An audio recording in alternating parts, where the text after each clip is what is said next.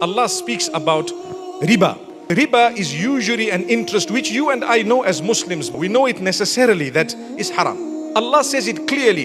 If you are true believers, then fear Allah and quit the interest, the usury, the riba. Don't involve in it. Stop it. That's what Allah says. And what does Allah say?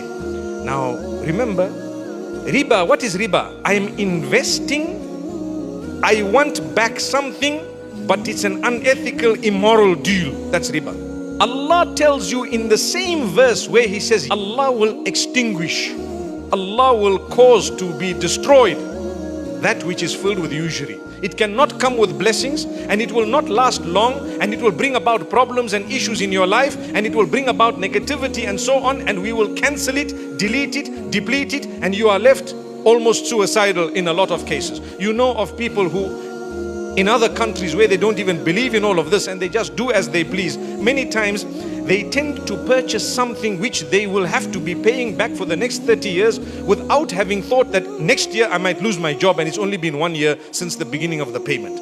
Yet I had a brilliant job.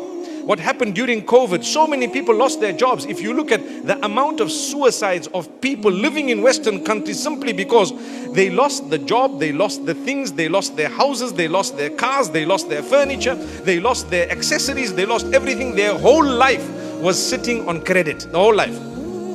That's why I love to come to Africa. When I tell people, you see that car, you see those cars, they own them. You know what that means? When you go to the Western world, you see a car, they don't own it. They're just paying slowly. Come to Africa, the bulk of it, I'm talking about my own country in Zimbabwe.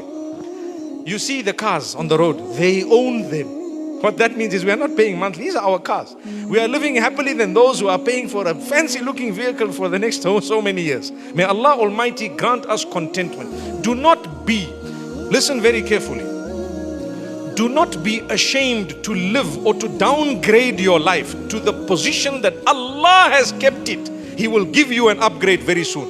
You cannot start flying first class and it's your first time flying in a plane. No chance. You will start with economy. In fact, you start going by bus, then you go by train, then you go by plane, then you might be upgraded to business class. First, you don't buy. What happens? You earn miles and you are smart enough to just upgrade. That's it. Unless really you are a very important person who requires that peace of mind and so on, it's a different story. But after that, what happens? Allah upgrades you to a private jet. Those Gulf streams you are thinking about, they are close at reach. Inshallah, they are coming. Inshallah. I didn't hear anyone saying Ameen. Hey, mashallah, that was good. You know why? If you say Ameen, let me tell you, it might be out of your reach, but inshallah, Allah will give you something else. We will fly to Jannah, inshallah. What do you say? But my brothers and sisters, Allah says Allah will extinguish riba, that which is unethical in business. He will cause it to be destroyed, and He will cause growth. For what? As-sadaqat. He didn't say business.